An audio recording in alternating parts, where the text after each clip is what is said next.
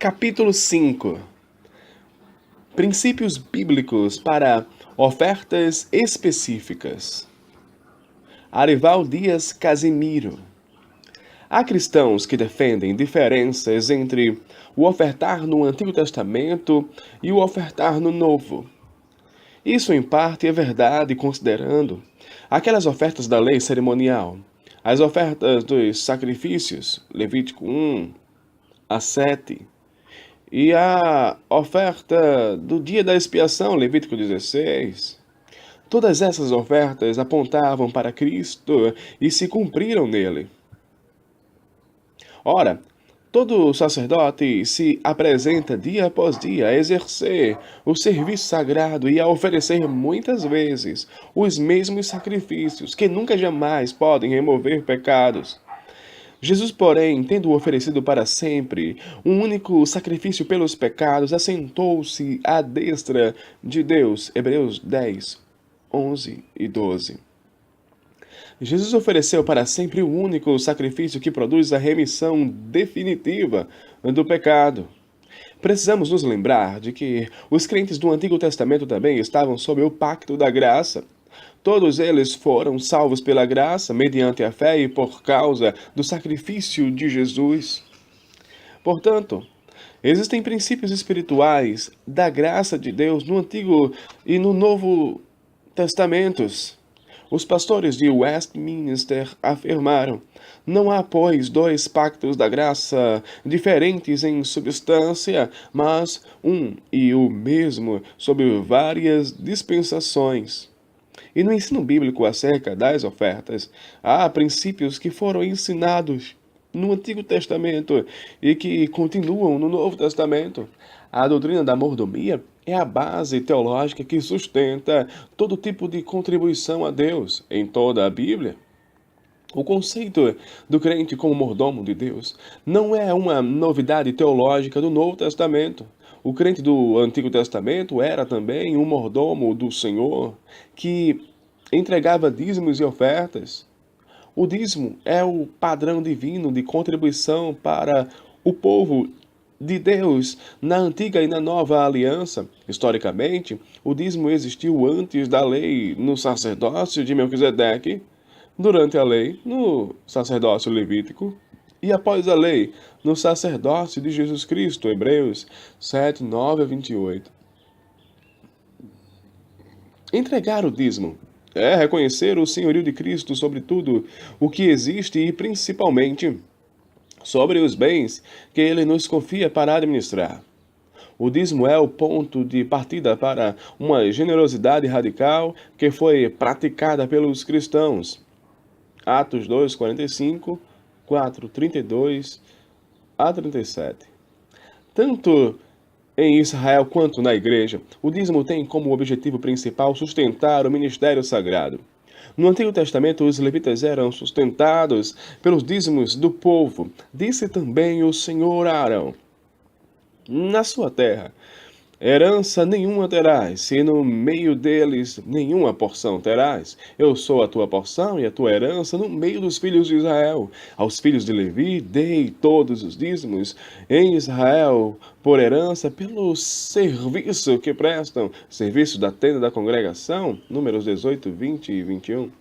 No Novo Testamento, os pastores devem ser sustentados pelos dízimos do povo. Não sabeis vós que os que prestam serviços sagrados do próprio templo se alimentam? E quem serve ao altar, do altar tira o seu sustento? Assim ordenou também o Senhor aos que pregam o evangelho que vivam do evangelho. 1 Coríntios 9, 13 e 14. Nos dois casos, a ordem veio do Senhor. Obreiros e pastores devem trabalhar com dedicação exclusiva no ministério, devendo ser sustentados pelos dízimos entregues pelo povo. Chamo a sua preciosa atenção para as ofertas no Antigo Testamento. Há duas formas de ofertar em Israel: obrigatória e voluntária. Um exemplo de oferta obrigatória é a que foi ordenada para a manutenção do tabernáculo. Qualquer que entrar no tabernáculo de 20 anos para cima dará a oferta ao Senhor. O rico não dará mais. de meio ciclo, nem o pobre menos, quando derem oferta ao Senhor, para fazerdes expiação pelas vossas almas. Êxodo 30, 14 e 15. Essa oferta era obrigatória para todos, ricos e pobres, e o valor para todos, indistintamente, era de meio ciclo. Os ricos não deveriam dar a mais, nem os pobres a menos. O valor arrecadado com essa oferta deveria ser gasto no serviço do tabernáculo.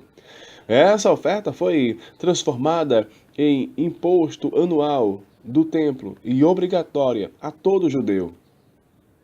Jesus pagou esse imposto. Mateus 17, 24 a 27. Outra forma de oferta era voluntária. Deus ordenou ao seu povo que realizassem ofertas para projetos específicos e especiais. Eram ofertas temporárias, voluntárias e com objetivos específicos. Veremos alguns exemplos. Ofertas para construção do tabernáculo. Deus desejou habitar no meio do seu povo. O modo que ele mesmo escolheu foi através de uma tenda ou tabernáculo. O modelo desse santuário, bem como o de todos os seus móveis, foi fornecido por Deus. Os recursos para tamanho empreendimento seriam ofertados pelo povo. Vejamos mais detalhes. Disse o Senhor a Moisés: Fala aos filhos de Israel que me tragam oferta. De todo homem cujo coração o mover para isso, dele recebereis a minha oferta. Essa é a oferta que dele recebereis: ouro e prata e bronze, e estofo azul e púrpura e carmesim e linho fino, e pelos de cabra e peles de carneiro, tintas de vermelho e peles finas, e madeira de acácia, azeite para a luz, especiarias para o óleo de unção e para o incenso aromático, pedras de ônix e pedras de engaste para a estola sacerdotal e para o peitoral. E me farão um santuário, para que eu possa habitar no meio deles, segundo tudo o que eu te mostrar, para modelo tabernáculo e para modelo de todos os seus móveis. Assim mesmo o fareis. Êxodo 25, 1 a 9. A arrecadação dessa oferta foi interrompida pelo episódio do bezerro de ouro e é retomada em Êxodo capítulo 35 a capítulo 36. Vejamos algumas lições que os textos nos ensinam. Primeiro, Deus tinha um projeto: construir um santuário ou tabernáculo para habitar no meio do povo. E me farão um santuário para que eu possa habitar no meio deles. Deus sempre tem um plano quando deseja realizar uma obra. Ele quer morar com seu povo por meio de um tabernáculo, e me farão um santuário para que eu possa habitar no meio deles. Primeiro, Deus revela o plano e depois ele providencia os recursos. Quando Deus quer, ele revela. O homem obedece e a obra é feita. Segundo, o santuário deveria ser construído pelo povo segundo o modelo dado por Deus. Deus orienta, segundo tudo o que eu te mostrar, para modelo do tabernáculo e para modelo de todos os seus móveis. Assim mesmo o fareis. Êxodo 25, 9. Esse tabernáculo na terra era uma réplica do celestial, por isso deveria ser construído segundo o modelo oferecido por Deus. A obra de Deus é celestial e não mundana. Um princípio básico para o ministério do povo de Deus é que devemos seguir os projetos que recebemos do céu e não deste mundo. Terceiro, Deus ordena ao povo, por meio de Moisés, que traga ofertas para a construção do santuário. O tabernáculo a ser erigido destinava-se ao benefício, segurança, orientação e conforto do próprio povo. O próprio povo deveria arcar com a despesa de sua construção e mobília. A oferta é para Deus. Disse o Senhor a Moisés: Fala aos filhos de Israel que me tragam oferta. Êxodo 25, 1 e 2. Destaque que me tragam oferta. Em Êxodo 35, uma oferta para o Senhor. As pessoas não estavam dando para que Moisés ficasse rico. As suas ofertas não eram para o benefício pessoal de Arão e dos sacerdotes. A sua oferta foi, antes de tudo, para a glória de Deus e um ato de adoração. Deus é quem ordena a Moisés pedir e o povo a trazer. Se ele é quem ordena, então Moisés não tinha outra opção senão pedir. Quando a obra é de Deus, o obreiro responsável deve pedir ao povo que contribua. A oferta é para a obra de Deus. E trouxe a oferta ao Senhor para a obra da tenda da congregação e para todo o seu serviço e para as vestes sagradas. Êxodo 35, 21. Uma oferta para toda a obra que o Senhor tinha ordenado se fizesse por intermédio de Moisés. Êxodo 35, 29. Deus se identifica com a sua obra e com seus obreiros. A oferta deve ser feita pelos filhos de Israel. Disse o Senhor a Moisés: fala aos filhos de Israel que me tragam oferta. Êxodo 25, 1. Disse mais Moisés a toda a congregação dos filhos de Israel: esta é a palavra que o Senhor ordenou, dizendo. Êxodo 35, 4. É privilégio do povo de Deus contribuir para a obra de Deus. Assim como a adoração é uma prática exclusiva da igreja, ofertar a Deus o é também. O que poderia ser ofertado? A oferta poderia ser de dois tipos. 1. Ofertas de materiais ou dinheiro, metais preciosos, bronze, tecido, peles de animais, madeira, azeite, pedras e especiarias. 2. Ofertas de serviços. Muitos ofertaram mão de obra, desenhistas, artesãos, lapidadores, carpinteiros, artífices, bordadeiras, tecelões e toda sorte de profissionais requeridos para a execução do projeto. 4.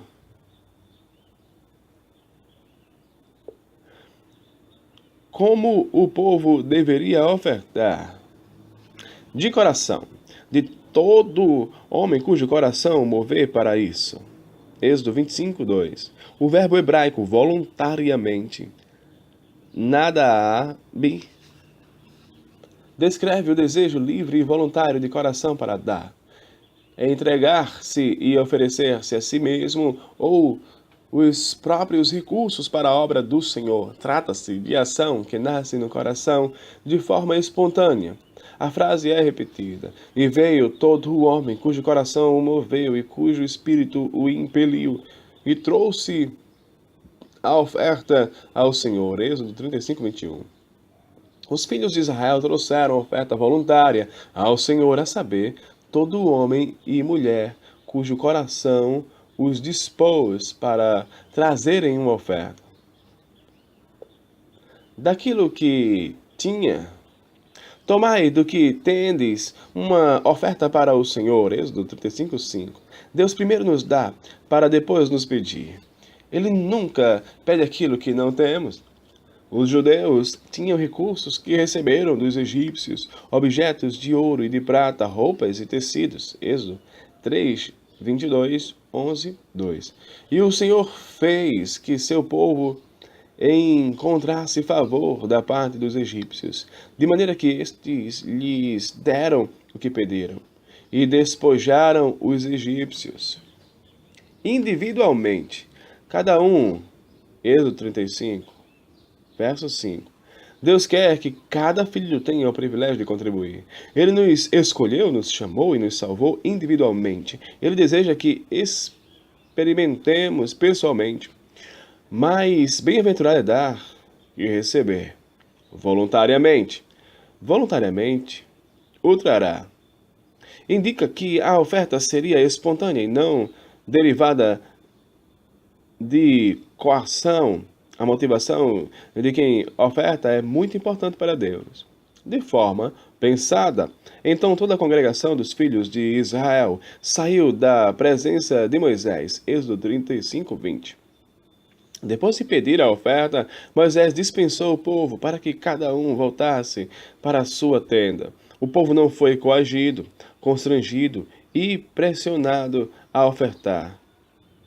Cada um deveria dar de forma consciente e pensada, abundantemente. A resposta do povo a essa campanha pró-construção do tabernáculo, ordenada por Deus, foi altamente positiva. As ofertas foram maiores que as necessidades. Moisés teve que ordenar ao povo proibir trazer mais. Êxodo 36, 6. Ele poderia ter deixado o povo trazer e tirar proveito pessoal disso, mas não o fez, porque temia a Deus. O povo de Deus ofertou e trabalhou na construção do tabernáculo. Um ano após os israelitas terem sido libertados do Egito, o tabernáculo é montado e concluído. Tudo segundo o Senhor ordenara a Moisés, assim fizeram os filhos de Israel toda a obra. Viu, pois, Moisés toda a obra. E eis que a tinha feito segundo o Senhor havia ordenado. Assim a fizeram, e Moisés os abençoou. Deus aprova o trabalho do seu povo, manifestando a sua presença. Então a nuvem cobriu a tenda da congregação e a glória do Senhor encheu o tabernáculo. Essa mesma nuvem, símbolo da presença de Deus, guiará o povo no deserto até guiar o povo no deserto até ele chegar à terra prometida. Ofertas para a construção do templo. Davi resolveu construir um templo para Deus em Jerusalém. Ele teve a autorização de Deus, mas não seria o construtor. Salomão, seu filho, realizaria a obra. Em 1 Crônicas 29, Davi se dirige ao povo para pedir ofertas para a construção e ora a Deus para agradecer-lhe o privilégio de ofertar. Nesse capítulo, encontramos os mesmos princípios espirituais usados por Moisés nas ofertas levantadas para a construção do tabernáculo. Disse mais o rei Davi a toda a congregação: Salomão, meu filho, o único a quem Deus escolheu, é ainda moço e inexperiente. E esta obra é grande, porque o palácio não é para homens, mas para o Senhor Deus. Eu, pois, com todas as minhas forças, já preparei para a casa de Deus, de meu Deus, ouro para as obras de ouro, prata para as obras de prata, bronze para as obras de bronze, ferro para as obras de ferro, e madeira para as obras de madeira, pedra de ônix, pedra de engaste, pedras de várias cores, de mosaicos, e toda sorte de pedras preciosas, e mármore, e tudo em abundância. E ainda porque amo a casa de meu Deus, o ouro e a prata particulares que tenho, dou para a casa de meu Deus.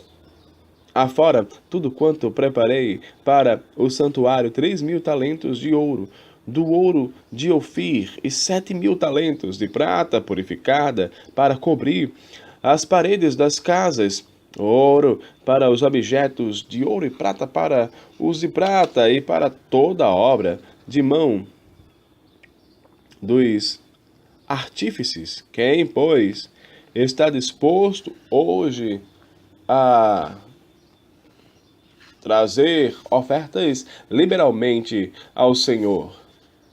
Então os chefes das famílias, os príncipes das tribos de Israel, os capitães de 1.000 e os de 100, e até os intendentes sobre as empresas do rei, voluntariamente contribuíram e deram para o serviço da casa de Deus 5.000 talentos de ouro, 10.000 de dáricos, 10.000 talentos de prata, 18.000 talentos de bronze e 100.000 talentos de ferro. Os que possuíam pedras preciosas as trouxeram para o tesouro da casa do Senhor, a cargo de Jeiel, o Gersonita.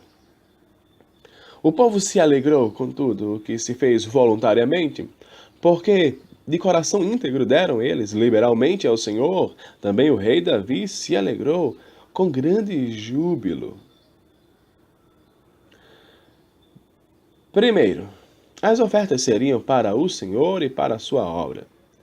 Toda oferta a ser levantada é para Deus e para a sua obra. Davi diz à congregação: Salomão, meu filho, o único a quem Deus escolheu, ainda moço e inexperiente, e esta obra é grande, porque o palácio não é para homens, mas para o Senhor Deus. 1 Crônicas 29, 1. Três detalhes sobre a obra de Deus. 1.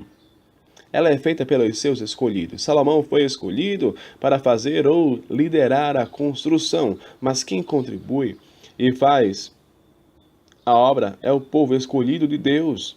Então lhes respondi: o Deus dos céus é quem nos dará bom êxito. Nós, seus servos, nos disporemos e reedificaremos. Vós, todavia, não tendes parte, nem direito, nem memorial em Jerusalém. Neemias 2:20. 2. Ela é grande. A palavra palácio usada aqui e em 19, tem uma conotação de um grande palácio real. Richard L. Pratt Jr. diz: esta terminologia tirada da realeza também revela sua perspectiva de que Deus era o rei de Israel, cujo palácio ficava em Jerusalém, junto com o palácio humano. 3. Ela é para Deus, porque o palácio não é para homens, mas para o Senhor Deus. Davi diz: dou para a casa de meu Deus. 1 Crônicas 29, 3. Toda a planta do palácio foi feita sob a orientação divina. Tudo isto, diz Davi, me foi dado por escrito, por mandado do Senhor, a saber, todas as obras desta planta. 1 Crônicas 28, 19. Portanto, a casa a ser edificada deveria ser sobremodo magnificente para nome e glória de Deus em todas as terras. 1 Crônicas 22, 5. Assim como na construção do tabernáculo, a oferta era para Deus e para a sua obra. Segundo, como o povo contribuiu para a obra do Senhor. Davi contribuiu e pediu ao povo para contribuir para a construção do templo. E ele nos ensina com a sua forma pessoal de contribuir e também como ele orientou o povo a contribuir. Com todo o esforço, com todas as minhas forças. 1 Crônicas 29, 2. A palavra hebraica forças, meod, significa grandemente ou diligentemente. A ideia é de intensidade de esforço. Quem oferta dessa forma dá com abundância, com todo o amor. E ainda porque amo a casa de meu Deus. 1 Crônicas 29, 3. Por amor, o limite é sacrificial, como fez a viúva pobre. O tamanho da oferta é sempre proporcional ao tamanho do amor. Daquilo que temos, particulares que tenho, dou. Davi deu do seu tesouro particular 110 toneladas de ouro e 240 toneladas de prata. Ele deu do que tinha, porque primeiro ele deu a si mesmo ao Senhor. O crente é rico pelo que dá e não pelo que recebe. Liberalmente. Quem, pois, está disposto hoje a trazer ofertas liberalmente ao Senhor? 1 Crônicas 29, 5. Significa livre, espontânea e voluntariamente. Trata-se de uma disposição do coração para ofertar ao Senhor. Então, os chefes das famílias, os príncipes das tribos de Israel, os capitães de 1000 e os de 100, e até os intendentes sobre as empresas do rei, voluntariamente contribuíram. Alegria. O povo se alegrou com tudo que se fez voluntariamente. Também o rei Davi se alegrou com grande júbilo. Ninguém foi coagido ou constrangido a ofertar. Grande alegria tomou conta da congregação. Deus ama quem dá com alegria. Integridade. Porque de coração íntegro deram eles liberalmente ao Senhor. A integridade relaciona-se com a motivação. Ofertar de forma sincera, verdadeira e sem segundas intenções. A oferta de Ananias e Safira é exemplo de como não se deve ofertar e as consequências de fazê-lo com a motivação errada. Atos 5, 1 a 11. Davi cria que Deus examina e prova o coração de quem oferta, pois ele exige devoção sincera. Na oração que Davi faz pelas ofertas voluntárias em 1 Crônicas 29, 10 a 22, ele acrescenta outros ensinamentos sobre como ofertar.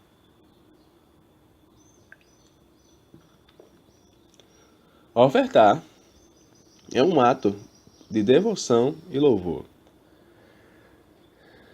Pelo que Davi louvou ao Senhor perante a congregação toda. Ele louva a Deus por quem Ele é. Ele louva a Deus por aquilo que Ele nos dá. Deus conhece os nossos motivos e se alegra com as ofertas abundantes e sinceras que lhes fazemos. Ofertar é um privilégio que Deus concede ao seu povo. Davi faz uma pergunta retórica. Por quê? Quem sou eu? E quem é o meu povo para que pudéssemos dar voluntariamente estas coisas? A vida do homem na terra é breve e somos totalmente dependentes do Senhor. Ele é a esperança do nosso destino eterno. Ofertar é devolver a Deus um pouco do muito que Ele nos dá, porque tudo vem de Ti e das Tuas mãos tu damos. Nós contribuímos para Deus porque Ele nos dá. O que damos a Deus em oferta é a devolução daquilo que recebemos graciosamente das Suas mãos. Ofertar corretamente é um ato divino no coração do ofertante. Davi encerra a sua oração pedindo que Deus preserve para sempre no coração do povo esse conceito e disposição de ofertar. O Senhor Deus, o Senhor Deus de nossos pais, Abraão, Isaque e Israel, conserva para sempre no coração do teu povo estas disposições e pensamentos, inclina-lhe o coração para contigo. Deus é quem opera no coração do seu povo o querer e o fazer o bem. Também pede que Deus dê integridade e sabedoria para aqueles que administram os recursos de Deus. E a Salomão, meu filho, dá coração íntegro para aguardar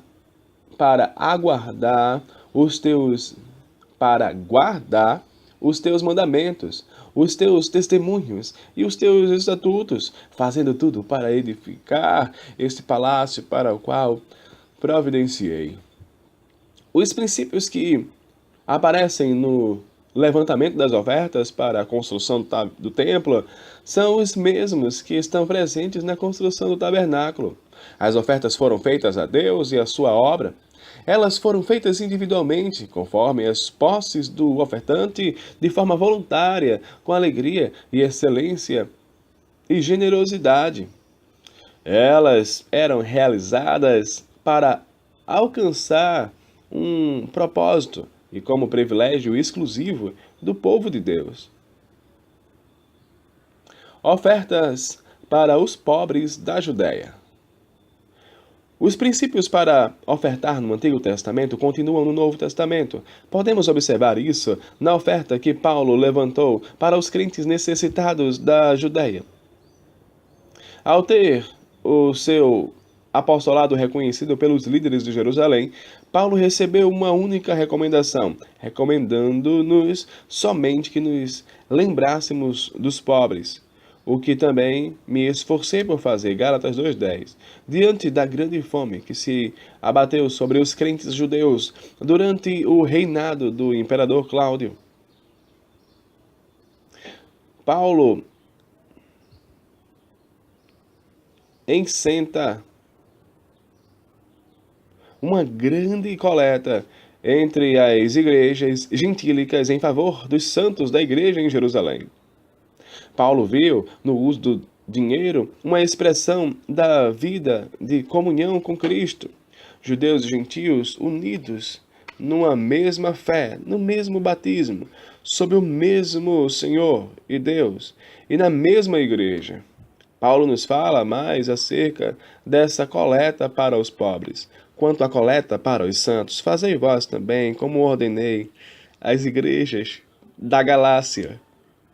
No primeiro dia da semana, cada um de vós ponha de parte em casa, conforme a sua prosperidade, e vá juntando, para que se não façam coletas quando eu for. E quando tiver chegado, enviarei com cartas para levarem as vossas dádivas a Jerusalém, aqueles que aprovardes. Se convier que eu também vá, eles irão comigo. 1 Coríntios 16, 1 a 4. Primeiro, o conceito de oferta. Ofertar é um privilégio do povo de Deus. Por isso, Paulo pede ofertas para todas as igrejas, com o intuito de socorrer os crentes que passam necessidade. Paulo usou várias palavras para conceituar aquela oferta que estava levantando.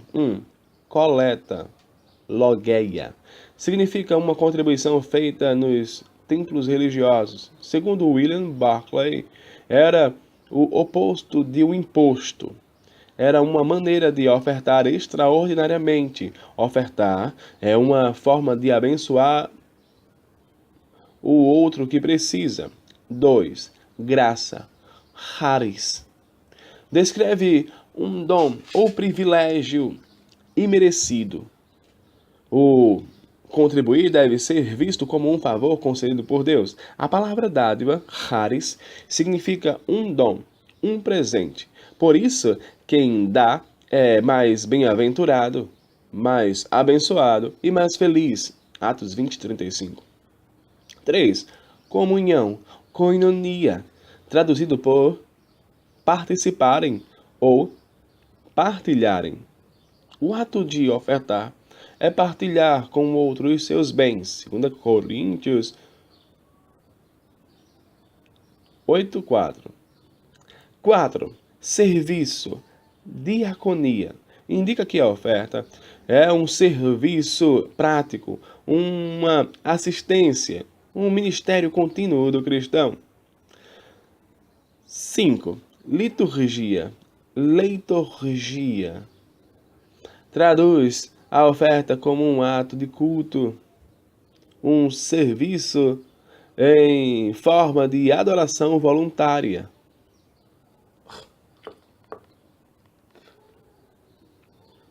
Segundo, como a oferta deveria ser feita. Observe que os princípios que aparecem na coleta para a construção do tabernáculo e do templo de Salomão são os mesmos usados por Paulo. Primeiro, oferta específica, coleta para os santos. Indica que a oferta era específica, possuía um alvo definido, era uma oferta temporária, intencional e com um propósito específico, assim como as ofertas do Antigo Testamento vistas anteriormente. Segundo, oferta como um mandamento de Deus. Como ordenei às igrejas da Galácia. Ordenei, diatassou, revela que o ofertar era um mandamento ou uma ordenança apostólica. Todo verdadeiro cristão é um ofertante generoso. Terceiro, oferta sistemática no primeiro dia da semana. A oferta seria sistemática, isto é, aos domingos. O primeiro dia da semana é o dia de culto. Logo, a oferta é um dos elementos do culto cristão. Todo culto dominical tinha ofertório. Quarto, oferta individual. Cada um de vós revela a individualidade e a personalidade de cada ofertante. Deus quer a oferta de todos, independentemente do seu poder aquisitivo. A oferta elogiada por Jesus Cristo foi a de uma viúva pobre. Quinto, oferta preparada. Ponha de parte em casa. Exige do ofertante um trabalho preparatório que deveria separar o dinheiro em casa antes de trazê-lo para a igreja. Eles jamais foram pressionados a dar de maneira rápida e impensada. Sexto, oferta de acordo com o que tinha, conforme a sua prosperidade, ou de acordo com o sucesso nos negócios particulares. Deus nunca pede aquilo que não temos. Sempre Ele pede uma oferta, sempre Ele pede um pouco do muito que nos dá. Sétimo, oferta que deveria ser administrada com zelo. E vá juntando, para que não se façam coletas quando eu for. Expressa o cuidado de Paulo em ordenar o levantamento do dinheiro, sem permitir que dúvidas sejam levantadas sobre o seu caráter. Após a análise desses três exemplos bíblicos de coletas, tabernáculo, templo e para os pobres, concluímos que os princípios que norteiam as ofertas específicas no Antigo Testamento são os mesmos do Novo Testamento. E podemos fazer algumas aplicações práticas sobre o assunto. Ofertar a Deus é um ato de fé e obediência.